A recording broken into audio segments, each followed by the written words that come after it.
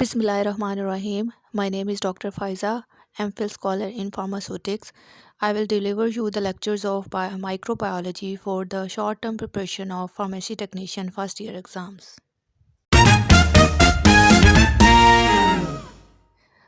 Microbiology का first chapter है introduction of microbiology. जैसा कि नाम से ज़ाहिर हो रहा है, माइक्रोबायोलॉजी दो लफ्ज़ों से मिलके बना है, माइक्रोन और बायोलॉजी। माइक्रो मींस स्मॉल और बायोलॉजी मींस स्टडी लाइफ। सो इससे ज़ाहिर होता है कि माइक्रोबायोलॉजी ऐसी ब्रांच है साइंस की जिसमें हम क्या स्टडी करते हैं, माइक्रो ऑर्गेनिज़म स्टडी करते हैं और वो हमारी बॉडी पे उनका क्या असर होता है वो हम इस ब्रांच में स्टडी करते हैं। ठीक है, इधर से लफ्ज़ है माइक्रोन, माइक्रोब्स है। ठीक है, माइक्रोब्स क्या होते हैं? माइक्रोब्स ऐसे छोटी छोटी मखलूक जो कि हमें आँख से नज़र नहीं आती, उसको देखने के लिए हमें माइक्रोस्कोप की ज़रूरत पड़ती है। उसमें एग्ज़ाम्पल कौन कौन सी आ सकती है? जैसे आप देखते हैं बैक्टीरिया, फंजाई हो गया, वायरस हो गया, बैक्टीरिया हो गया, ये सारे क्या हैं? Micro organisms. उसके बाद डिस्कस करते हैं कुछ थोड़ी सी हिस्ट्री कि माइक्रोबायोलॉजी की हिस्ट्री क्या थी। 1665 में एक साइंटिस्ट था रॉबर्ट हुक। उसने क्या किया? उसने कंसेप्ट दिया था माइक्रोस्कोप का कि इन माइक्रो ऑर्गेनिज़म को देखने के लिए हमें क्या है, किसी जो है वो अपरेटस की, किसी इंस्ट्रूमेंट की ज़रूरत पड़ती है और वो कौन सा अपरेटस हो सकता है? वो माइक्रोस्कोप हो सकता है। ठीक है, फिर उसने क्या किया? लेवन हुक एक साइंटिस्ट आया, उसने क्या किया? 1670 में एक सिंगल लेंस माइक्रोस्कोप जो है वो इन्वेंट किया था। इसने जो है वो 1674 में ये कहा था कि इन छोटे छोटे ऑर्गेनिज़म्स को हम क्या कह सकते हैं कि इनको हम एनिमलक्यूल्स कह सकते हैं। ठीक है, उसके बाद क्या है? टॉपिक स्टार्ट होता है स्कोप ऑफ माइक्रोबायोलॉजी। मतलब माइक्रोबायोलॉजी हम कहाँ कहाँ यूज़ कर सकते हैं, हम क्यों स्टडी करते हैं माइक्रोबायोलॉजी। सबसे पहला रोल कि हमें इसके ज़रिए माइक्रो ऑर्गेनिज़म्स के बारे में पता चलेगा। जैसे मैंने पहले बताया कि बैक्टीरिया, फंजाई, प्रोटोजोआ, यीस्ट, इनके बारे में हमें नॉलेज मिलेगा। आप जैसे जानते हैं कि माइक्रो ऑर्गेनिज़म जो होते हैं हमारे एनवायरनमेंट को साफ़ रखने में भी हेल्प करते हैं। हमारे एनवायरनमेंट में क्या होते हैं? हार्मफुल सब्सटेंसेस प्रेजेंट होते हैं। ठीक है, जैसे आप कूड़ा फेंक देते हो तो उसका जो कन्वर्ट करता है वो कौन उसको कन्वर्ट करते हैं? ऑर्गेनिक मैटर को सिंपलर सब्सटेंसेस में, तो वो माइक्रो ऑर्गेनिज़म ही कन्वर्ट करते हैं। अगर माइक्रो ऑर्गेनिज़म ना हो तो क्या है, हमारी लाइफ पॉसिबल नहीं होगी। और माइक्रो ऑर्गेनिज़म्स का, माइक्रोबायोलॉजी का किस में रोल है कि जैसे हम फ्रूट जूसेस की फर्मेंटेशन करते हैं, सोरिंग ऑफ मिल्क में इसका रोल है कि जैसे दूध को जो है वो खट्टा बनाया जाता है, जैसे आप इससे योगर्ट बनाते हो। ठीक है, तो उसमें भी किसका नॉलेज है? उसमें बेसिकली क्या हो रही होती है? फर्मेंटेशन हो रही होती है। मतलब बैक्टीरिया और यीस्ट जो हैं वो जो शुगर प्रेजेंट होगी प्रोडक्ट में उसको फर्दर कन्वर्ट कर देते हैं। इसके अलावा माइक्रोबायोलॉजी का क्या है? Pharmaceutical industry. फार्मास्यूटिकल इंडस्ट्री वो इंडस्ट्री होती है जहाँ पे डिफरेंट जो है वो कैप्सूल्स, सिरप्स, जो भी फार्मास्यूटिकल प्रिपरेशंस हैं उनकी मैन्युफैक्चरिंग होती है। तो उनकी मैन्युफैक्चरिंग के लिए भी क्या है? प्रोडक्ट की क्वालिटी क्या है? वो अच्छी होनी चाहिए कि वो जो मैन्युफैक्चरिंग प्रोसीजर उसमें यूज़ किए जा रहे हैं वो क्या हो? अकॉर्डिंग टू द स्टैंडर्ड हो। तो उसमें भी हमें माइक्रोबायोलॉजी के नॉलेज की ज़रूरत पड़ती है। अब जब हम मैन्युफैक्चरिंग कर रहे हैं प्रोडक्ट्स की, तो वो प्रोडक्ट्स क्या होने चाहिए? स्टीराइल होनी चाहिए। मतलब उसमें कोई भी माइक्रो ऑर्गेनिज़म की ग्रोथ नहीं होनी चाहिए। इसी तरह जैसे डिफरेंट हम डिसइंफेक्टेंट्स और एंटीसेप्टिक सॉल्यूशंस जो हैं वो प्रिपेयर करते हैं। डिसइंफेक्टेंट ऐसे सॉल्यूशन होते हैं जो कि हम किसी भी सरफेस पे जर्म्स को किल करने के लिए, जर्म्स को मारने के लिए इस्तेमाल करते हैं।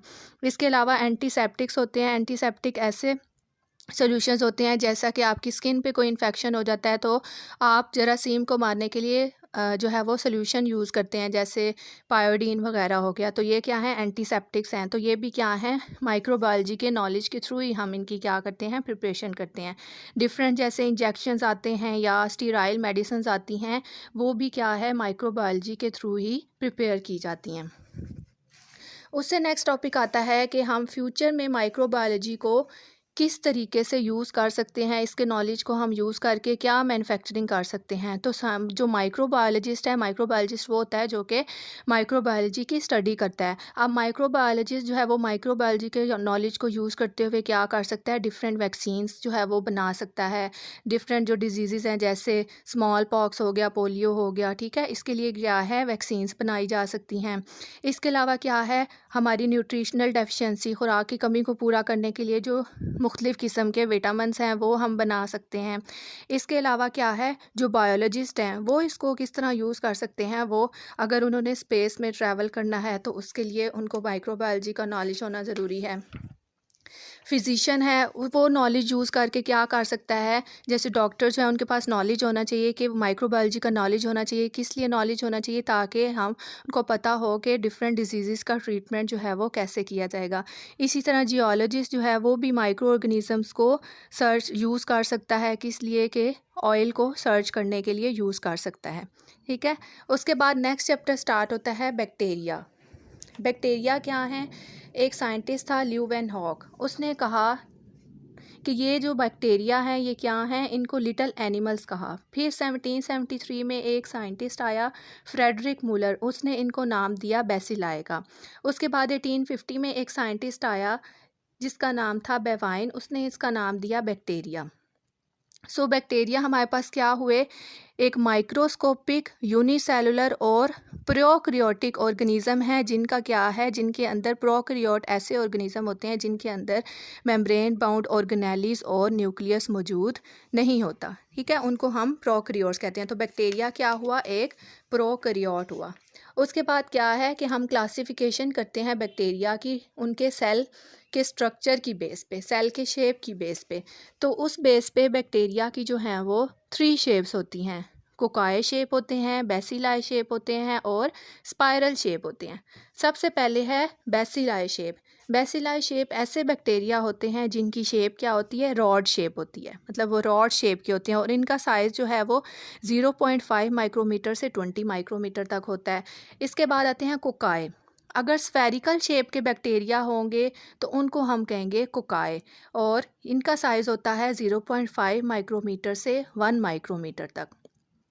अब कोकाई जो राउंड शेप बैक्टीरिया या स्फेरिकल शेप बैक्टीरिया हैं वो डिफरेंट फॉर्म्स में एग्जिस्ट कर सकते हैं। वो सिंगल फॉर्म की फॉर्म में भी एग्जिस्ट कर सकते हैं और पेयर की फॉर्म में भी एग्जिस्ट कर सकते हैं। अगर जो हैं वो कोकाई वो पेयर की फॉर्म में एग्जिस्ट करें तो उनको हम कहते हैं डाइप्लोकोकाई। उसमें एग्जांपल्स आती हैं नज़ेरिया जो हैं बैक्टीरिया, उनकी स्पीशीज़ आती हैं। उसके बाद आते हैं नेक्स्ट स्ट्रेप्टोकोकाई। अगर जो हैं कोकाई चेन की फॉर्म में पाए जाते हैं तो उनको हम कहते हैं स्ट्रेप्टोकोकाई। इसमें एग्जांपल्स जो हैं वो बुक में मेंशन किए हैं, वो आप देख सकते हो। इसके बाद नेक्स्ट टाइप आती है स्टेफलोकोकाई। ऐसे जो कोकाई जो कि क्या हैं, इरेगुलर शेप बनाते हैं, मतलब जैसे आपने ग्रेप्स देखे हुए हैं, ग्रेप लाइक शेप जो बनाते हैं उनको हम कहते हैं स्टेफलोकोकाई और इसमें एग्जांपल आती है स्टेफलोकोकस ऑरियस की। उसके बाद थर्ड शेप है स्पाइरल शेप बैक्टीरिया। ऐसे बैक्टीरिया जो कि स्पाइरल फॉर्म में एग्जिस्ट करते हैं उनको हम कहते हैं स्पाइरल शेप बैक्टीरिया। अब स्पाइरल शेप जो है वो 2 फॉर्म्स में एग्जिस्ट कर सकता है, एक होता है विब्रियो और एक होता है स्पिरुला। विब्रियो ऐसे शेप बैक्टीरिया होते हैं जिनकी शेप कोमा की तरह होती है, मतलब वो कर्व हुए हुए होते हैं, उनको हम कहते हैं विब्रियो। और दूसरी टाइप होती है स्पाइरल की, स्पिरुला। ये किस शेप के होते हैं, ये हेलिकल शेप बैक्टीरिया होते हैं। इनकी क्या होता है, फ्लैजिला होता है जो कि इनको मूवमेंट में हेल्प करता है और इसकी एग्जांपल आती है स्पिरुलम वोल्यूटन। नेक्स्ट टॉपिक है बैक्टीरिया का स्ट्रक्चर। बैक्टीरिया के स्ट्रक्चर में सबसे पहले जो पार्ट आता है वो आता है सेल वॉल। तो बैक्टीरिया का जो सेल वॉल होती है उसका काम क्या है कि उसने बैक्टीरिया के सेल को एक तो क्या है महफूज करना है, ठीक है, उसको प्रोटेक्ट करना है और उससे हमें जो बैक्टीरिया है उसकी शेप भी जो है वो मालूम होगी। नेक्स्ट टॉपिक है कि अब ये सेल वॉल बनी किससे होती है। जो बैक्टीरिया की सेल वॉल है वो पेप्टिडोग्लाइकन से बनी होती है। पेप्टिडोग्लाइकन क्या है, एक मॉलिक्यूल है जो कि अमाइनो एसिड से मिलके बनता है। अब हमारे पास 2 टाइप के बैक्टीरिया होते हैं, एक ग्राम पॉजिटिव बैक्टीरिया होते हैं और एक ग्राम नेगेटिव बैक्टीरिया होते हैं और इनकी सेल वॉल में थोड़ा सा डिफरेंस होता है। जो ग्राम पॉजिटिव बैक्टीरिया हैं उनमें जो पेप्टिडोग्लाइकन लेयर प्रेजेंट होती है उसकी जो विड्थ होती है वो 25 नैनोमीटर होती है और इनके पास क्या है, एडिशनल लेयर प्रेजेंट होती है जो कि किससे मिलके बनी होती है, टिकॉइक एसिड से मिलके बनी होती है। और जो पेप्टिडोग्लाइकन की जो लेयर होती है ग्राम पॉजिटिव बैक्टीरिया में वो कितनी उसकी परसेंटेज होती है, 60 to 90% प्रेजेंट होती है। नेक्स्ट जो है वो cell wall of gram negative bacteria. Gram positive bacteria में आपने पढ़ा कि पेप्टिडोग्लाइकन लेयर प्रेजेंट होती है, इसी तरह इसमें भी पेप्टिडोग्लाइकन लेयर प्रेजेंट होती है, लेकिन उसकी जो थिकनेस है वो 3 नैनोमीटर होती है। और ग्राम पॉजिटिव में टिकॉइक एसिड प्रेजेंट होता है एन एडिशनल आउटर मेम्ब्रेन जो है, लेकिन ग्राम नेगेटिव बैक्टीरिया में टिकॉइक एसिड प्रेजेंट नहीं होता। इसके अलावा जो ग्राम नेगेटिव बैक्टीरिया की सेल वॉल है उसके अंदर क्या है, प्रोटीन्स और लिपिड्स भी क्या हैं, प्रेजेंट होते हैं। और इनकी जो सेल वॉल है वो ज़्यादा क्या होती है, कम्प्लेक्स होती है, उसकी मल्टीपल लेयर्स होती हैं। इसके अलावा जो बैक्टीरिया ग्राम नेगेटिव बैक्टीरिया की सेल वॉल है उनके इर्द गिर्द क्या होती है, एक आउटर मेम्ब्रेन होती है, और सेल वॉल और उस मेम्ब्रेन के दरमियान एक स्पेस होती है जिसको हम पेरीप्लाज्मिक स्पेस कहते हैं। उसके बाद सेल वॉल के बाद नेक्स्ट पार्ट आता है कैप्सूल। जो हमने पढ़े कोकाए और बेसिलाई शेप बैक्टीरिया होते हैं उनके इर्द गिर्द क्या है, एक स्टिकी सी लेयर होती है, उनकी सेल वॉल के इर्द गिर्द स्टिकी सी लेयर होती है जिसको हम क्या कहते हैं, कैप्सूल। अब कैप्सूल का काम क्या है, उसने उसको प्रोटेक्ट करना है, लेकिन जो स्पाइरल शेप बैक्टीरिया होते हैं उनके पास ये कैप्सूल नहीं होता। उसके बाद नेक्स्ट पार्ट आता है ग्लाइकोकैलिक्स। अगर जो कैप्सूल है बैक्टीरिया का वो लूज़ फॉर्म में प्रेजेंट है तो हम उसको कहते हैं ग्लाइकोकैलिक्स। और ये बना किस से होता है, ये फाइबर से मिलके क्या है बना होता है, जिसको हम डेक्स्ट्रिन कहते हैं। इसका काम क्या होता है कि इसकी मदद से बैक्टीरिया जो हैं वो जिन ऑर्गेनिज़म या जिस होस्ट में जाके उसने अटैक करना है वो इस डेक्स्ट्रिन या ग्लाइकोकैलिक्स की मदद से उस पार्ट में, उस बॉडी के पार्ट में, उस होस्ट में जाके अटैच हो जाएगा। नेक्स्ट बैक्टीरिया का जो स्ट्रक्चर आता है वो आता है साइटोप्लाज्म। साइटोप्लाज्म क्या है, ये जो सेल मेम्ब्रेन है उसमें उसके बाद जो नेक्स्ट लेयर आती है वो होती है साइटोप्लाज्म। ये क्या है, फ्लूइड नेचर होती है। फ्लूइड टाइप क्या होता है, इसका स्ट्रक्चर होता है। इसमें क्या क्या प्रेजेंट होते हैं, प्रोटीन्स होते हैं, कार्बोहाइड्रेट्स होते हैं, लिपिड्स होते हैं, डिफरेंट इंग्रेडिएंट्स इसमें क्या होते हैं, लिक्विड फॉर्म में होता है। तो लिक्विड फॉर्म में क्या है, ये सारे इंग्रेडिएंट्स डिसॉल्व हुए हुए होते हैं। नेक्स्ट स्ट्रक्चर आता है क्रोमोसोम्स। क्रोमोसोम क्या है, बैक्टीरिया का जो क्रोमोसोम है वो क्या है, जो साइटोप्लाज्म है उसके अंदर ये सस्पेंड हुआ हुआ होता है। सस्पेंडेड फॉर्म में क्या होता है, क्रोमोसोम बैक्टीरिया का प्रेजेंट होता है। उसके बाद स्ट्रक्चर आता है प्लाज्मिड। प्लाज्मिड क्या है कि क्रोमोसोमल, ये क्या है, एक्स्ट्रा क्रोमोसोमल रिंग है डीएनए का। ये क्या है, बैक्टीरिया कि क्या है, जो जीन्स हैं, जीन्स के बारे में जो इन्फॉर्मेशन है वो जो है प्लाज्मिड का काम है कि वो उस इन्फॉर्मेशन को स्टोर करता है।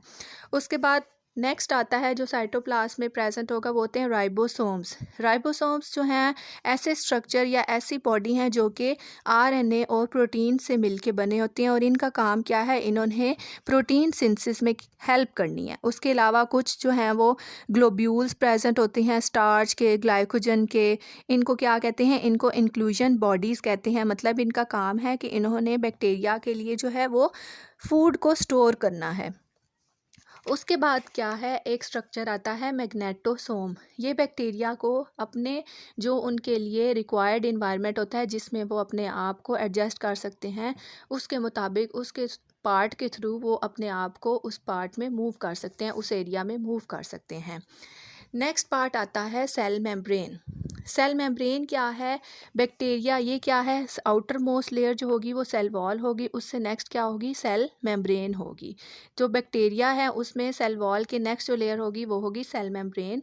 अब क्या है, सेल मेम्ब्रेन किस से बनी होती है, सेल मेम्ब्रेन जो है वो प्रोटीन्स और लिपिड से मिल के बनी हुई होती है, इसीलिए इस लेयर को कहते हैं फॉस्फोलिपिड लेयर।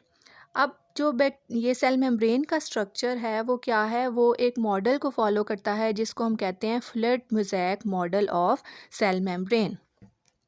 ये मॉडल क्या कहता है कि जो बैक्टीरिया की सेल मेम्ब्रेन का स्ट्रक्चर है वो क्या है, फॉस्फोलिपिड बाय लेयर की फॉर्म है। मतलब कि फॉस्फोलिपिड के जो मॉलिक्यूल्स हैं वो दो लेयर्स की फॉर्म में, आमने सामने लेयर्स होती हैं उसकी फॉर्म में अरेंज होते हैं।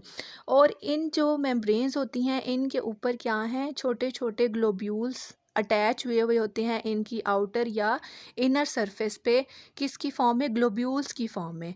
अब इनका काम क्या होता है कि इनके थ्रू जो हैं वो जो पार्टिकल्स पास होने हैं, मॉलिक्यूल्स पास होने हैं, वो इस जो लेयर है इसके थ्रू क्या होते हैं, पास होते हैं। अब जो हैं 2 टाइप के मॉलिक्यूल्स होते हैं, या लिपिड सॉल्युबल मॉलिक्यूल्स होंगे या एसिडिक नेचर के मॉलिक्यूल्स होंगे। अब जो लिपिड मॉलिक्यूल्स होंगे वो तो फॉस्फोलिपिड लेयर जो है उसके थ्रू पास हो जाएंगे, लेकिन जो एसिड और दूसरे कंपाउंड्स हैं वो लिपिड में डिज़ोल्व नहीं हो सकते, इसीलिए वो कहाँ से पास होंगे, वो जो प्रोटीन मॉलिक्यूल्स अटैच हैं उनके थ्रू जो वो पास होंगे। उसके बाद है कि जो बैक्टीरिया हैं ये क्या है, डिफरेंट टाइप्स के इन्फेक्शंस या डिजीज़ भी कॉज कर सकते हैं। नेक्स्ट टॉपिक है होस्ट पैरासाइट रिलेशनशिप। अब क्या है, अगर जो पैरासाइट है वो होस्ट के अंदर रह रहा है और वो क्या है, नुकसान पहुंचा रहा है जिसमें जहां वो रह रहा है, तो वो क्या करेगा, इन्फेक्शन कॉज करेगा या डिज़ीज़ कॉज करेगा। मतलब डिज़ीज़ क्या है, डिज़ीज़ ऐसी स्टेट है कि जिसमें हमारी हेल्थ क्या होती है, वो चेंज हो जाती है, हमारी जनरल स्टेट ऑफ हेल्थ जो है वो चेंज हो जाती है, तो हमें जो है वो डिज़ीज़ हो सकती है। अब लेकिन कुछ जो माइक्रो ऑर्गेनिज़म्स हैं वो अगर हमारी बॉडी में प्रेजेंट हों तो वो क्या है, हमारी बॉडी में डिजीज़ कॉज नहीं करते, उनको हम क्या कहते हैं, नॉर्मल फ्लोरा। ऐसे माइक्रो ऑर्गेनिज़म जो कि हमारी बॉडी में जाके डिजीज़ कॉज नहीं करेंगे, उन माइक्रो ऑर्गेनिज़म्स को हम कहेंगे कि वो हमारी बॉडी में नॉर्मल फ्लोरा के तौर पे एक्ट करते हैं। तो ऐसी रिलेशनशिप जो कि हमारी बॉडी और उन नॉर्मल फ्लोरा के दरमियान होती है उसको हम कहते हैं सिम्बियोसिस। अब सिम्बियोसिस ये रिलेशनशिप 2 टाइप की हो सकती है, या तो वो क्या है, वो माइक्रो ऑर्गेनिज़म, वो बैक्टीरिया जो कि हमारी बॉडी में रह रहा है लेकिन क्या है, वो हमारी बॉडी को क्या कर रहा है, फ़ायदा पहुंचा रहा है, ठीक है, तो उसको हम क्या कहेंगे, उस रिलेशनशिप को हम क्या कहेंगे, म्यूचुअलिज्म कहेंगे। मतलब कि हम बैक्टीरिया भी बेनिफिट कर रहा है और ह्यूमन होस्ट भी बेनिफिट कर रहा है। इसकी एग्जांपल पे आता है जैसे ई कोलाई बैक्टीरिया हैं, वो हमारे लार्ज इंटेस्टाइन में रहते हैं, तो वो उस रिलेशनशिप का नाम क्या है, म्यूचुअलिज्म। एक रिलेशनशिप होती है कोमेंसलिज्म। ये ऐसी सिम्बियोसिस की टाइप है कि जिसमें क्या है कि सिर्फ जो है बैक्टीरिया बेनिफिट कर रहा है, बैक्टीरिया जो है वो फ़ायदा ले रहा है, लेकिन उसके बदले जो इंसान है उसको कोई भी नुकसान नहीं वो पहुंचा रहा। तो ऐसी रिलेशनशिप को हम कहते हैं कि ये कोमेंसलिज्म रिलेशनशिप है। उसके बाद कि ये वाले बैक्टीरिया, ऐसे बैक्टीरिया या माइक्रो ऑर्गेनिज्म जो कि हमारी बॉडी को, हमारे जिस्म के लिए नुकसानदेह नहीं होते लेकिन वो हमारे जिस्म में प्रेजेंट होते हैं, वो डिफरेंट ऑर्गन्स में हमारे क्या होते हैं, प्रेजेंट होते हैं। जैसा कि स्किन है, स्किन में भी बहुत सारे वायरस और बैक्टीरिया प्रेजेंट होते हैं। हमारी जो ओरल कैविटी है उसमें भी डिफरेंट फंजाई बैक्टीरिया प्रेजेंट होते हैं। हमारा रेस्पिरेटरी ट्रैक्ट है उसमें भी डिफरेंट माइक्रो ऑर्गेनिज्म प्रेजेंट होते हैं। स्मॉल और लार्ज इंटेस्टाइन उसमें भी वेरियस टाइप के माइक्रो ऑर्गेनिज्म प्रेजेंट होते हैं। वेजाइना में प्रेजेंट होते हैं। ब्लड और यूरिन ऐसा पार्ट है जिसमें कोई भी माइक्रो ऑर्गेनिज्म प्रेजेंट नहीं होते, लेकिन अगर कोई डिजीज़ होगी तो तब उसमें प्रेजेंट हो सकते हैं। इसके अलावा क्या है, स्टमक, स्टमक में भी क्या है कि माइक्रो ऑर्गेनिज्म क्या है, प्रेजेंट नहीं होंगे। क्यों प्रेजेंट नहीं होंगे, क्योंकि स्टमक की पीएच जो है वो कम होती है, दैट्स वाई वहाँ पे प्रेजेंट नहीं होते। अब क्या है कि ये जो नॉर्मल फ्लोरा है ये हमारी बॉडी में थ्रू आउट द लाइफ क्या होते हैं, प्रेजेंट होते हैं। नेक्स्ट टॉपिक है पैथोजेनिसिटी। पैथोजेनिसिटी क्या है कि वो जो पैरासाइट हमारी बॉडी में मौजूद है वो हमारी बॉडी में एंटर हो गया है और उसमें वो ये एबिलिटी है कि वो हमारी बॉडी में नुकसान जाके पहुंचा सकता है, हमारी बॉडी के फंक्शंस को, उसके स्ट्रक्चर को चेंज कर सकता है। और जब हमारी बॉडी का स्ट्रक्चर या फंक्शन चेंज होगा तो उसकी वजह से हमें क्या हो जाएगी, डिजीज़ हो जाएगी। तो ऑर्गेनिजम्स या पैरासाइट की वो एबिलिटी कि वो हमारी बॉडी में दाखिल होकर हमारी बॉडी में चेंजेस करे, तो ऐसी टर्म को हम कहते हैं पैथोजेनिसिटी। अब इधर से लफ्ज़ निकलता है पैथोजन। पैथोजन हम किसको कहते हैं कि पैथोजन क्या है, एक ऐसा ऑर्गेनिज्म जो कि हमारी बॉडी में डिजीज़ कॉज करता है, उसको हम कहते हैं पैथोजन। और उसमें एग्जांपल आती है पैरासाइट की। जैसे पैरासाइट है वो हमारे जिस्म में रहता है और जिस्म में रहने के साथ साथ वो हमारे जिस्म को नुकसान पहुंचाता है। तो होस्ट और पैरासाइट के दरमियान जो रिलेशनशिप होती है इसको हम कहते हैं पैरासिटिज्म। नेक्स्ट टर्म है विरुलेंसी। मतलब कि विरुलेंसी क्या है, विरुलेंसी एक डिग्री है कि वो किस डिग्री तक, किस हद तक वो वायरस या बैक्टीरिया जो भी पैरासाइट है या पैथोजन है वो कॉज कर सकता है पैथोजेनिसिटी, उसको हम कहते हैं विरुलेंसी। और विरुलेंट ऑर्गेनिज्म क्या करते हैं, ऐसा ऑर्गेनिज्म जो कि डिजीज़ कॉज कर सकता है, उनको हम कहते हैं कि ये ऑर्गेनिज्म क्या है, विरुलेंट है। मतलब इसमें एबिलिटी है कि ये बहुत सारी डिजीज़ कॉज कर सकता है। ऐसे ऑर्गेनिज्म को, पैरासाइट को हम कहेंगे विरुलेंट। नेक्स्ट टर्म आती है मॉडरेटरी विरुलेंट। मॉडरेटरी विरुलेंट ऐसा ऑर्गेनिज्म होगा जो कि बाज़ औक़ात हमारी बॉडी में डिजीज़ कॉज करेगा, उसको हम कहेंगे मॉडरेटरी विरुलेंट। नेक्स्ट आता है ए विरुलेंट। ए का मतलब एब्सेंट, मतलब ऐसे माइक्रो ऑर्गेनिज्म जिनको हम डिजीज़ एजेंट्स नहीं कह सकते, मतलब वो डिजीज़ कॉज नहीं कर सकते, उनको हम कहते हैं ए विरुलेंट। और उसके अलावा नेक्स्ट आते हैं अपॉर्चुनिस्टिक बैक्टीरिया या अपॉर्चुनिस्टिक माइक्रो ऑर्गेनिज्म। ये ऐसे ऑर्गेनिज्म होते हैं जो कि अगर हमारी बॉडी की इम्यूनिटी क्या है कम हो जाएगी तो ये हमारी बॉडी को अटैक कर सकते हैं और इससे डिफरेंट डिजीज़ कॉज कर सकते हैं। तो ऐसे माइक्रो ऑर्गेनिजम्स को हम कहते हैं कि ये अपॉर्चुनिस्टिक माइक्रो ऑर्गेनिजम्स हैं। नेक्स्ट चैप्टर स्टार्ट होता है कल्चर मीडिया। कल्चर मीडिया ऐसा मीडिया होता है जिसमें ऐसे न्यूट्रिएंट्स, ऐसी चीज़ें या ऐसे मिनरल्स प्रेजेंट होते हैं जो कि माइक्रो ऑर्गेनिजम्स को अगर हमने लेबॉर्ट्री में ग्रो कराना है तो उनकी ग्रोथ के लिए ज़रूरी होते हैं। अब कल्चर मीडिया हमारे पास दो तरह के हो सकते हैं, एक हो सकता है नेचुरल मीडिया और एक हो सकता है सिंथेटिक मीडिया। नेचुरल मीडिया ऐसा मीडिया होता है कि जिसकी कंपोजिशन या क्वांटिटी के बारे में हमें मालूम नहीं होता, तो ऐसे मीडियम को हम कहते हैं नेचुरल मीडिया। लेकिन वो मीडिया जिसकी हमें केमिकल कंपोजिशन पता हो तो उस मीडिया को हम कहते हैं सिंथेटिक मीडिया। तो सबसे पहले स्टार्ट करते हैं नेचुरल मीडिया। अब नेचुरल मीडिया में सबसे पहला जो मीडिया है वो है बीफ ब्रॉथ। अब इसकी क्या नेचर होती है कि ये लिक्विड इन नेचर होता है और इस मीडिया को हम यूज़ करते हैं बैक्टीरिया की ग्रोथ के लिए। नेक्स्ट मीडिया आता है न्यूट्रिएंट एगर। अब न्यूट्रिएंट एगर की क्या कंपोजिशन होती है कि इसमें 4 किस्म के इंग्रेडिएंट्स ऐड हुए होते हैं। वाटर होता है, बीफ एक्सट्रैक्ट होता है, पेप्टोन होता है और एगर होता है। नेक्स्ट मीडिया है एनरिच्ड मीडिया। एनरिच्ड मीडिया ऐसा मीडिया है जो कि फास्टिडियस बैक्टीरिया की ग्रोथ के लिए यूज़ किया जाता है। मतलब इसमें स्पेशल टाइप के इंग्रेडिएंट्स ऐड किए होते हैं जो कि मतलब इसी बेसिस पे इसको कहा है एनरिच्ड मीडिया कहा जाता है कि इसमें इंग्रेडिएंट्स ऐड किए जाते हैं जो कि बैक्टीरिया, फास्टिडियस बैक्टीरिया की ग्रोथ में हेल्प करते हैं। इसमें एग्जाम्पल्स आती हैं ब्लड एगर की और चॉकलेट एगर की। ब्लड एगर क्या है, इसमें होल ब्लड को जो है वो यूज़ किया जाता है और इसमें न्यूट्रिएंट्स जो है वो डिफरेंट ऐड किए जाते हैं। और ये कौन से टाइप के बैक्टीरिया के लिए यूज़ किया जाता है, स्ट्रेप्टोकोकाई बैक्टीरिया जो कि स्ट्रेप थ्रॉट और स्कारलेट फीवर कॉज करते हैं, उनकी ग्रोथ के लिए ब्लड एगर मीडिया यूज़ किया जाता है। नेक्स्ट आता है chocolate agar media. Chocolate agar media क्या है कि जब हम ब्लड एगर मीडिया को क्या करते हैं, हीटिंग करते हैं, इसको हीटिंग की जाती है। हीटिंग की वजह से जो उसमें रेड ब्लड सेल्स प्रेजेंट होते हैं उनकी डिस्ट्रप्शन हो जाती है, वो डिस्ट्रॉय हो जाते हैं और हीमोग्लोबिन उसमें से क्या है, रिलीज़ हो जाता है।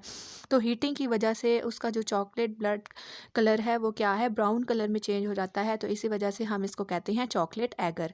नेक्स्ट मीडिया की टाइप है सिलेक्टिव मीडिया। जैसा कि नाम से ज़ाहिर हो रहा है, सिलेक्टिव मीडिया ऐसा मीडिया है जो कि कुछ बैक्टीरिया की ग्रोथ को प्रमोट करेगा और कुछ बैक्टीरिया की ग्रोथ को इनहिबिट करेगा, तो उस मीडिया को हम कहेंगे सिलेक्टिव मीडिया। सिलेक्टिव मीडिया आगे दो टाइप्स का हो सकता है, एक हो सकता है मैनीटोल सॉल्ट एगर और एक हो सकता है eosin methylene blue agar. Mannitol salt agar जैसा कि नाम ज़ाहिर हो रहा है, इसमें क्या है, क्या क्या ऐड हुआ होता है, मैनीटोल और सॉल्ट की कंसनट्रेशन ऐड की होती है। ये क्या है कि कुछ बैक्टीरिया की ग्रोथ को प्रमोट करता है और कुछ बैक्टीरिया की ग्रोथ को इनहिबिट करता है। जैसे कि एग्जाम्पल दी हुई है स्टेफ्लोकोकाई की, तो स्टेफ्लोकोकाई अगर बैक्टीरिया प्रेजेंट होंगे तो ये उनकी क्या कर देगा, फर्मेंटेशन कॉज कर देगा। नेक्स्ट मीडिया है एजाइन मिथाइलिन ब्लू एगर मीडिया। ये मीडिया क्या है, ई कोलाई की बैक्टीरिया की जो है वो फर्मेंटेशन कॉज कर सकता है। मतलब ये क्या है कि ग्राम नेगेटिव बैक्टीरिया की ग्रोथ को प्रमोट करता है और ग्राम पॉजिटिव बैक्टीरिया की ग्रोथ को इनहिबिट करता है। नेक्स्ट मीडिया आता है डिफरेंशियल मीडिया। ऐसा नेम इंडिकेट्स कि ऐसा मीडिया जो कि माइक्रो ऑर्गेनिज्म की डिफरेंट कॉलोनीज़ को आपस में डिफरेंशिएट करने के लिए यूज़ किया जाता है, उसको हम कहते हैं डिफरेंशियल मीडिया। और इसकी एग्जांपल में आता है मैकॉनकी एगर। मैकॉनकी एगर क्या है कि इसकी कंपोजिशन क्या है कि इसमें डिफरेंट डाइज ऐड किए होते हैं, न्यूट्रल रेड और क्रिस्टल वायलेट डाई ऐड किया होता है। उसके बाद इसमें कार्बोहाइड्रेट लैक्टोज होता है जो कि जिसकी वजह से क्या है, डिफरेंट कॉलोनीज़ की डिफरेंट जो बैक्टीरिया प्रेजेंट हैं वो इस डाई की वजह से क्या करते हैं, उसकी कार्बोहाइड्रेट कार्बोहाइड्रेट लैक्टोज़ की फर्मेंटेशन कर सकते हैं, जिसकी वजह से उसकी कॉलोनीज़ जो हैं वो रेड कॉलोनीज़ बनेगी या कलरलेस कॉलोनीज़ बनेगी। उसके अलावा इसमें ऐड हुए होते हैं बाइल सॉल्ट्स ऐड हुए होते हैं। बाइल सॉल्ट्स का काम क्या होता है कि ये ग्राम पॉजिटिव बैक्टीरिया की ग्रोथ को इनहिबिट करेंगे और ग्राम नेगेटिव बैक्टीरिया जो है उनकी ग्रोथ को प्रमोट करेंगे। नेक्स्ट मीडिया आता है सिंथेटिक मीडिया। सिंथेटिक मीडिया ऐसा मीडिया, जैसा कि मैंने शुरू में बताया, कि ऐसा मीडिया जो कि जिसकी कंपोजिशन के बारे में हमें पता होता है, उस मीडिया को हम कहते हैं सिंथेटिक मीडिया। इसमें क्या है, डिफरेंट इंग्रेडिएंट्स ऐड किए होते हैं, जैसे कि glucose, ammonium ion, phosphate, sulphur और सोडियम क्लोराइड। इनका काम क्या है? ग्लूकोज का काम क्या है कि वो एनर्जी प्रोवाइड करेगा। अमोनिया का काम जो है वो नाइट्रोजन प्रोवाइड करेगा, मतलब अमाइनो एसिड्स की फॉर्मेशन कराएगा। फॉस्फेट का काम क्या होगा कि वो डीएनए और आरएनए की सिंथेसिस कराएगा। सल्फर का काम क्या है कि उसने एंजाइम फॉर्मेशन में हेल्प करनी है। और सोडियम क्लोराइड का काम क्या है कि उसने वो जो साइटोप्लाज्मा या सेल है उसके जो इंटरनल इन्वायरमेंट है उसको स्टेबल रखना है। नेक्स्ट क्या है? नेक्स्ट टॉपिक आता है बैक्टीरियल कल्चर्स। बैक्टीरियल कल्चर क्या है कि जो हम बैक्टीरिया को अगर लेबॉर्ट्री में किसी भी बैक्टीरिया या माइक्रो ऑर्गेनिज्म को लेबॉर्ट्री में ग्रो कराते हैं तो उस प्रोसेस को हम कहते हैं बैक्टीरिया कल्चर। अब बैक्टीरिया को कल्चर करने के मतलब ग्रो कराने के डिफरेंट मेथड्स होते हैं। सबसे पहला मेथड आता है streak plate method. Streak plate method में डिफरेंट इंस्ट्रूमेंट यूज़ किए जाते हैं। स्ट्रीक प्लेट्स यूज़ की जाती हैं, न्यूट्रन एगर प्लेट्स यूज़ की जाती हैं, बर्नसन बर्नर यूज़ किया जाता है और बैक्टीरियोलॉजिकल लूप यूज़ की जाती है।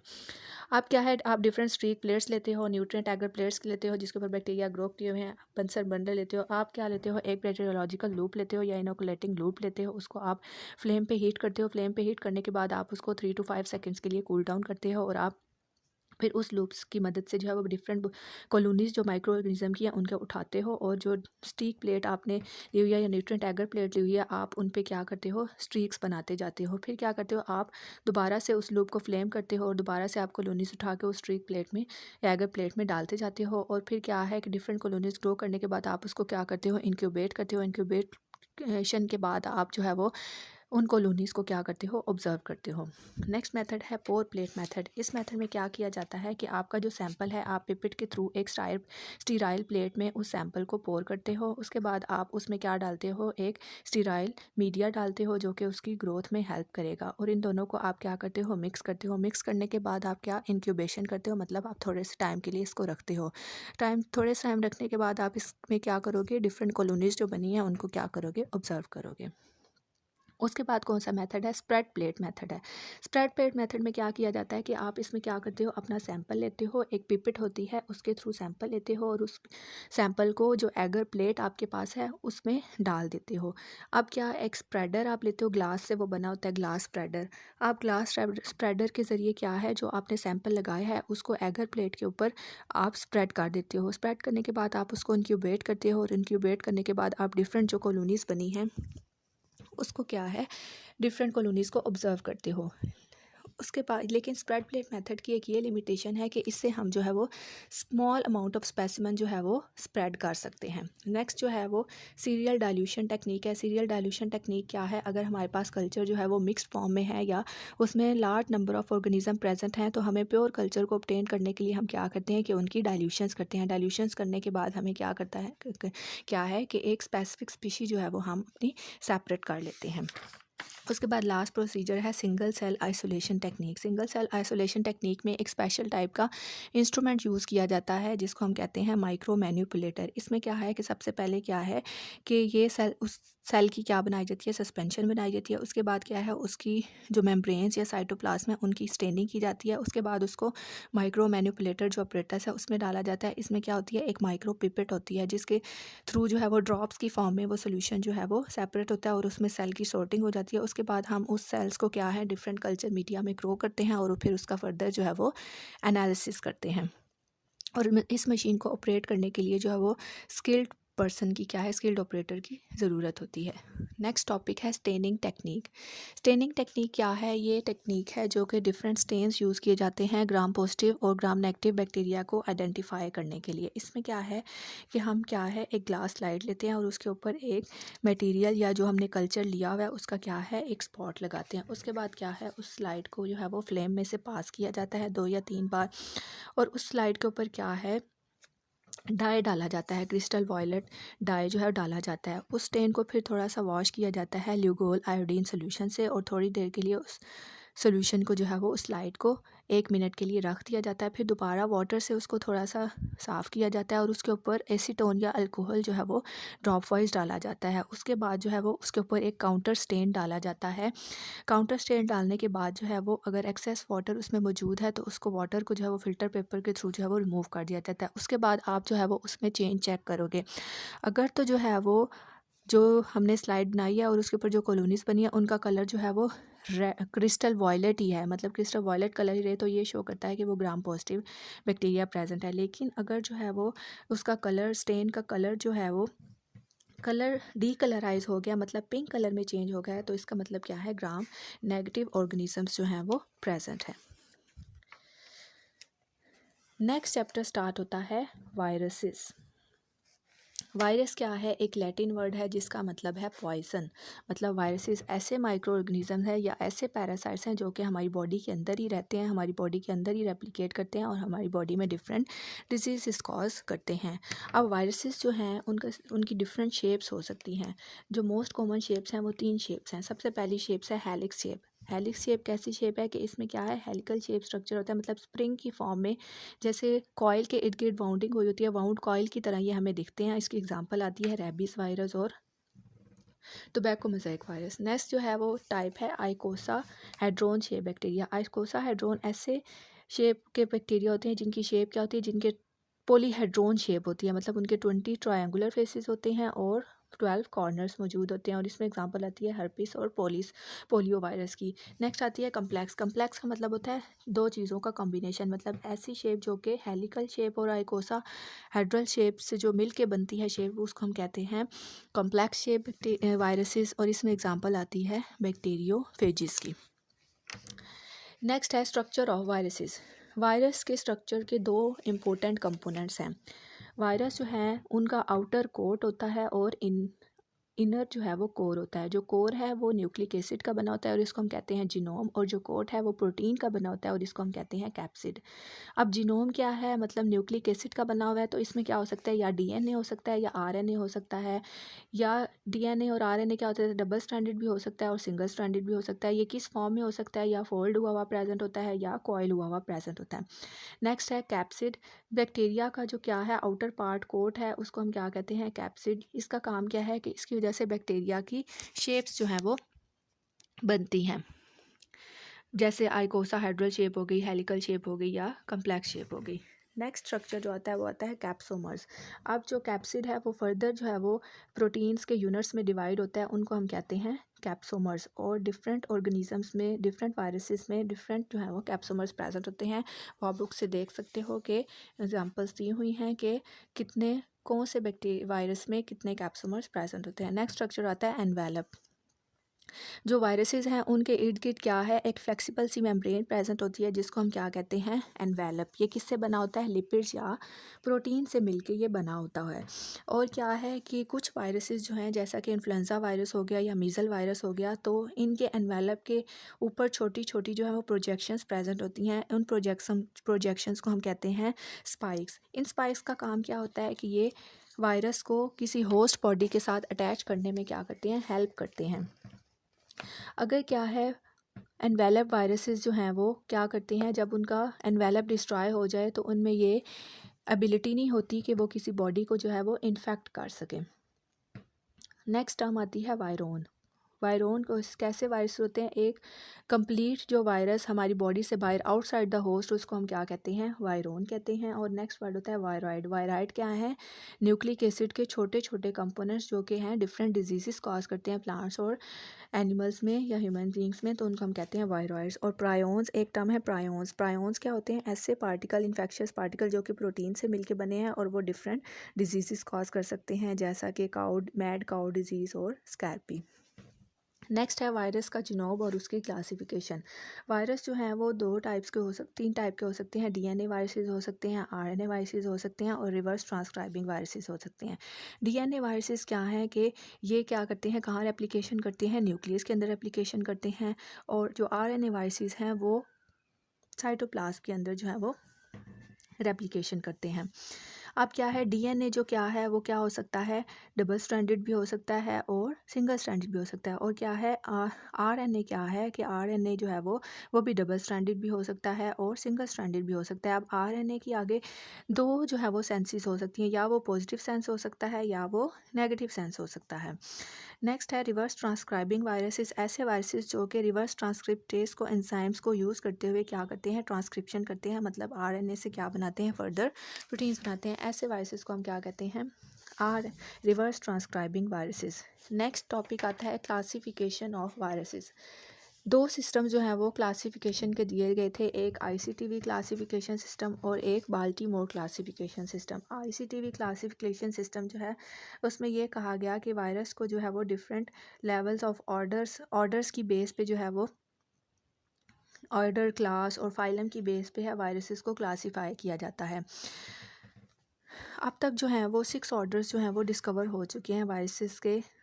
आप जो है वो इसमें देख सकते हो कि 6 ऑर्डर्स हैं, Caudovirales, Herpesvirales, Mononegavirales, Nidovirales, Picornavirales and tymoviruses. आप बुक में इसकी जो है वो डिटेल पढ़ सकते हो। नेक्स्ट क्लासिफिकेशन आती है बाल्टीमोर क्लासिफिकेशन।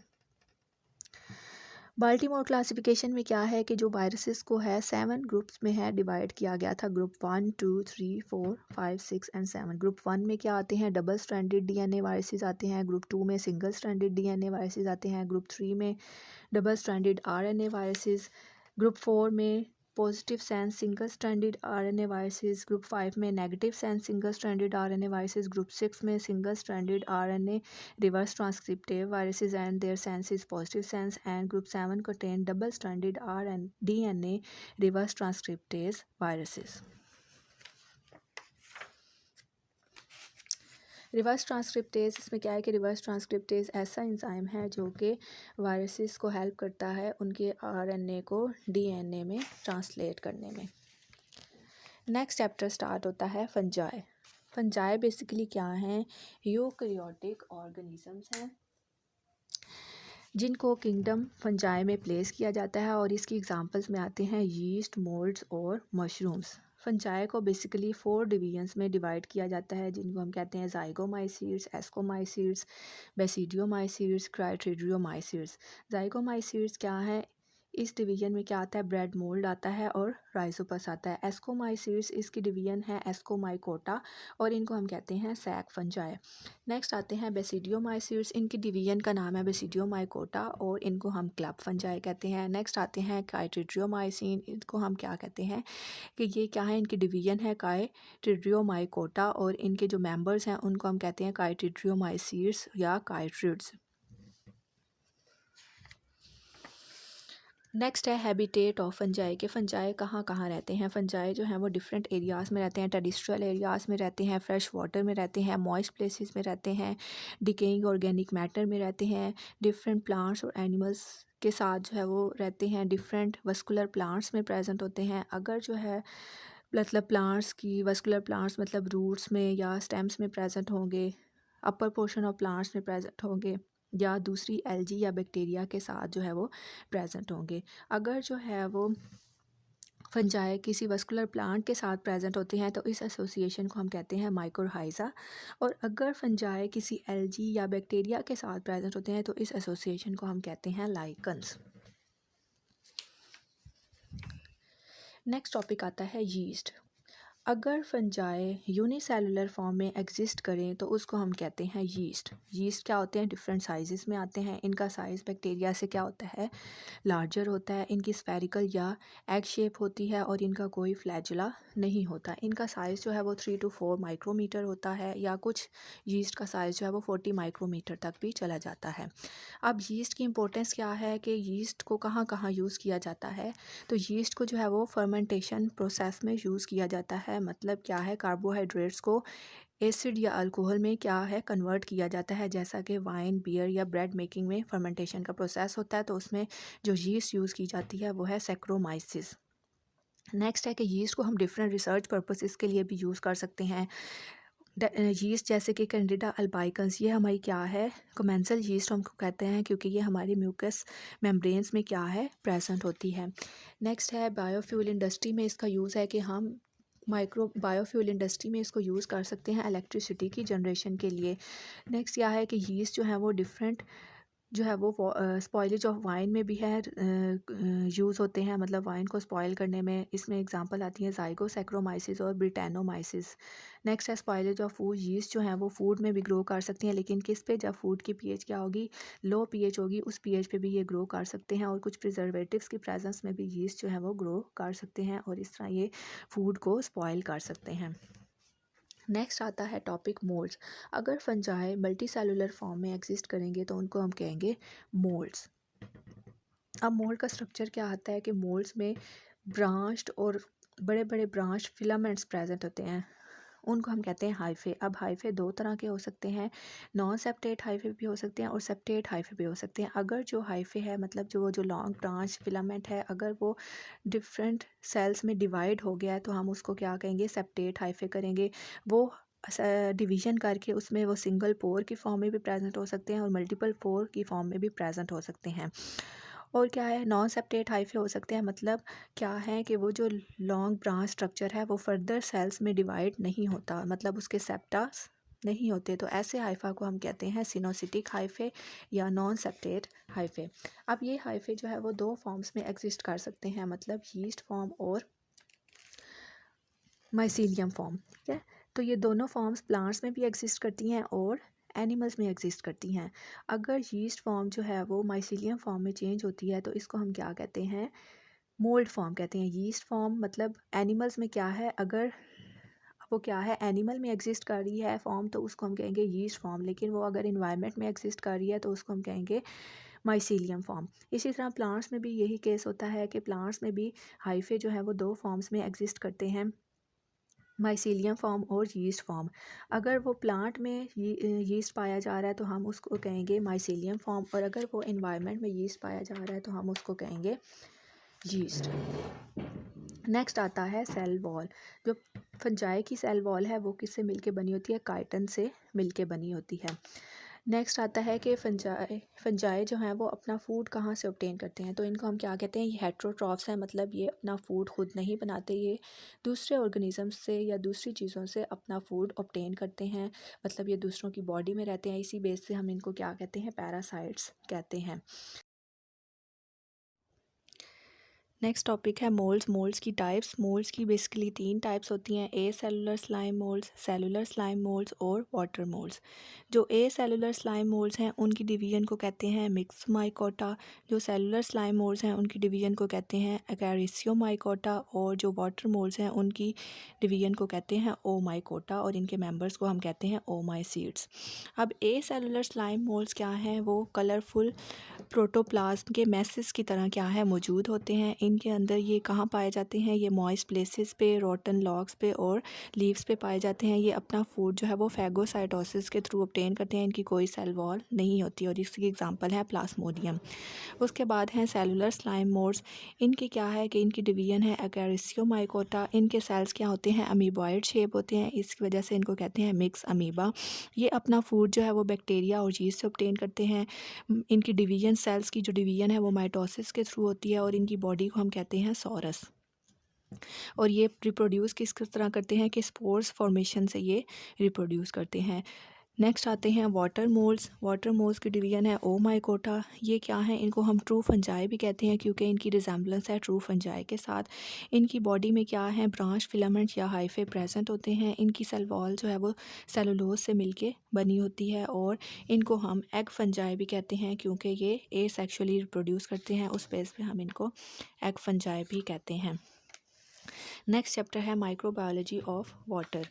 अब वाटर जो है वो मतलब माइक्रो ऑर्गेनिज्म वाटर में भी प्रेजेंट होते हैं। वाटर दो किस्म का हो सकता है, ग्राउंड वाटर हो सकता है या सरफेस वाटर हो सकता है। ग्राउंड वाटर ऐसा वाटर जो कि हम वेल्स में से लेंगे, सैंड्स में से लेंगे, रॉक्स में से लेंगे, उस वाटर को हम कहेंगे ग्राउंड वाटर। और सरफेस वाटर ऐसा वाटर जो कि स्ट्रीम्स में, लेक्स में प्रेजेंट होगा, उसको हम कहेंगे सरफेस वाटर। अब क्या है, वाटर में भी डिफरेंट टाइप्स के माइक्रो ऑर्गेनिजम्स प्रेजेंस हो सकते हैं। माइक्रोब्स की वजह से वाटर जो है वो कंटेमिनेट हो सकता है, वाटर गंदा हो सकता है, मतलब कि एग्रीकल्चरल रन ऑफ से, फार्म एनिमल्स की वजह से, रेन वाटर की वजह से, इंडस्ट्रियल वेस्ट की वजह से, या सीवेज ट्रीटमेंट प्लांट्स की वजह से, या स्टॉर्म्स की वजह से वाटर क्या हो सकता है, कंटेमिनेट हो सकता है। वाटर की कंटेमिनेशन की वजह से इसमें डिफरेंट टाइप्स के बैक्टीरिया, एल्गी, प्रोटोजोआ और रोटीफायर्स जो हैं वो ग्रो कर सकते हैं। इनकी ग्रोथ की वजह से क्या हो सकता है कि वाटर जो है वो कंटेमिनेट हो सकता है। जैसा कि हमारे इंटेस्टाइनल ट्रैक में भी कुछ बैक्टीरिया जो है वो प्रेजेंट होते हैं, जैसा ई कोलाई की एग्जांपल्स है, ई कोलाई हो गई, सल्मोनेला हो गया और विब्रियो हो गया। ये क्या करते हैं, फीसिस के थ्रू वाटर को जो है वो कंटेमिनेट कर देते हैं, और ऐसा वाटर जब हम ड्रिंक करेंगे तो हम डिफरेंट जो है वो डिजीज़ हो जाएंगी।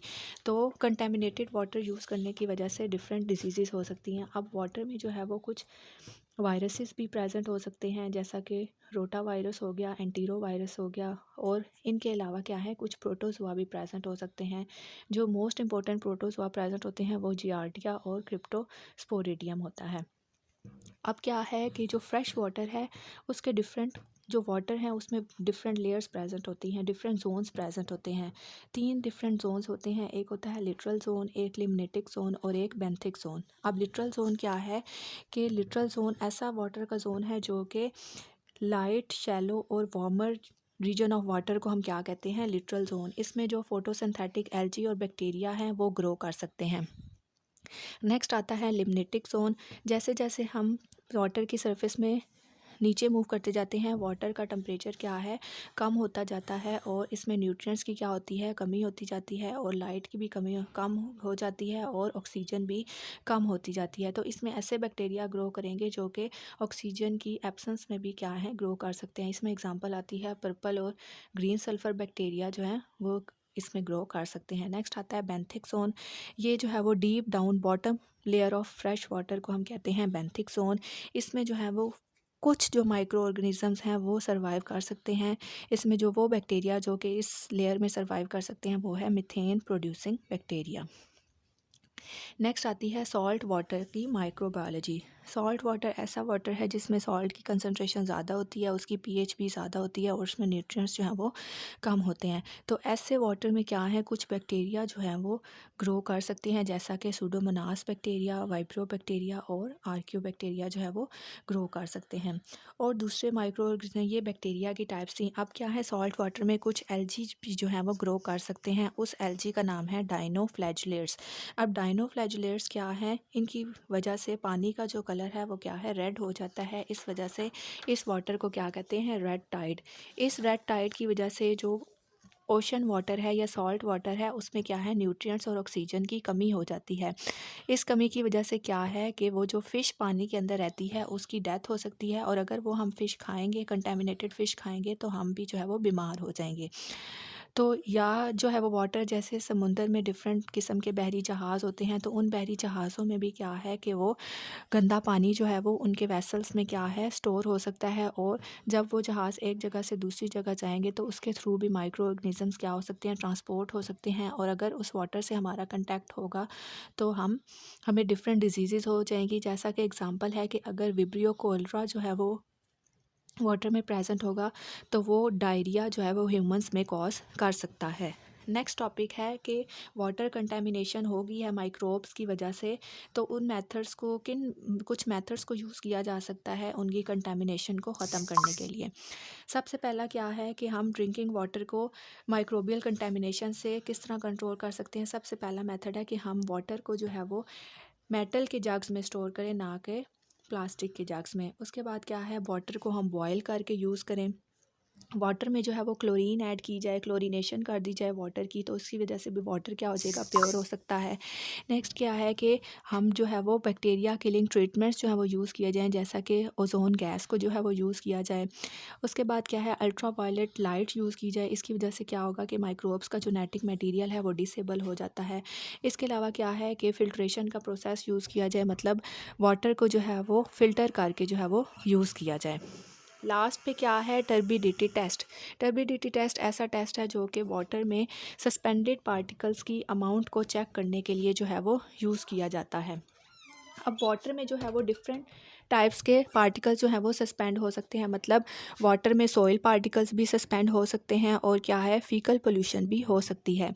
अगर वाटर में हम देखते हैं कि वाटर में सॉइल पार्टिकल्स प्रेजेंट है तो इसका मतलब क्या है कि वाटर की क्वालिटी अच्छी नहीं है, वाटर की क्वालिटी क्या है ख़राब हो रही है, उसमें डिफरेंट जो है वो सॉइल पार्टिकल्स प्रेजेंट है। सॉइल पार्टिकल्स प्रेजेंट है तो वाटर में क्या है, इससे ज़ाहिर होता है कि वाटर में बैक्टीरिया और वायरसेस भी प्रेजेंट है।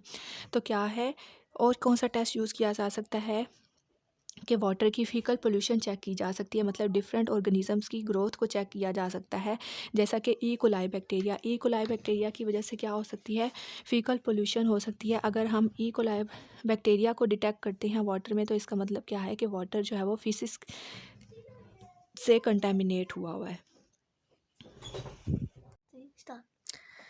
नेक्स्ट चैप्टर है माइक्रोबायोलॉजी ऑफ एयर। एयर में भी क्या है, डिफरेंट माइक्रो ऑर्गेनिजम्स प्रेजेंट हो सकते हैं। अब एयर में डायरेक्टली माइक्रो ऑर्गेनिजम्स जो हैं वो ग्रो नहीं कर सकते, लेकिन एयर में डस्ट पार्टिकल्स या ड्रॉपलेट्स मौजूद होते हैं तो उसके थ्रू जो है वो माइक्रो ऑर्गेनिजम्स एक जगह से दूसरी जगह ट्रांसफ़र हो सकते हैं। नेक्स्ट टॉपिक है transmission of air born micro organisms, मतलब एयर माइक्रो ऑर्गेनिजम्स जो हैं वो किस तरह ट्रांसफ़र हो सकते हैं। ये माइक्रो ऑर्गेनिजम्स कफिंग या स्नीजिंग के थ्रू, हम जैसा कि हम अपने रेस्पिरेटरी सिस्टम के थ्रू कफ करते हैं या स्नीज़ करते हैं तो वो क्या है, पार्टिकल्स एक जगह से दूसरी जगह जाते हैं और क्या है उन ऑर्गेनिजम्स को ट्रांसफ़र कर सकते हैं।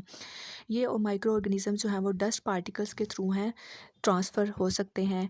कुछ जो डस्ट पार्टिकल्स है वो क्या है, सस्पेंड रहते हैं एयर में, और कुछ पार्टिकल्स जो हैं वो दोबारा सरफेस अर्थ की सरफेस पे जो है वो गिर जाते हैं। कुछ जो पार्टिकल्स हैं वो मीलों दूर तक जो है वो जा सकते हैं और कुछ पार्टिकल्स जो हैं वो विद इन सेकंड्स क्या हो सकते हैं, मर सकते हैं, और कुछ जो हैं वो वीक्स या मंथ्स तक सरवाइव कर सकते हैं।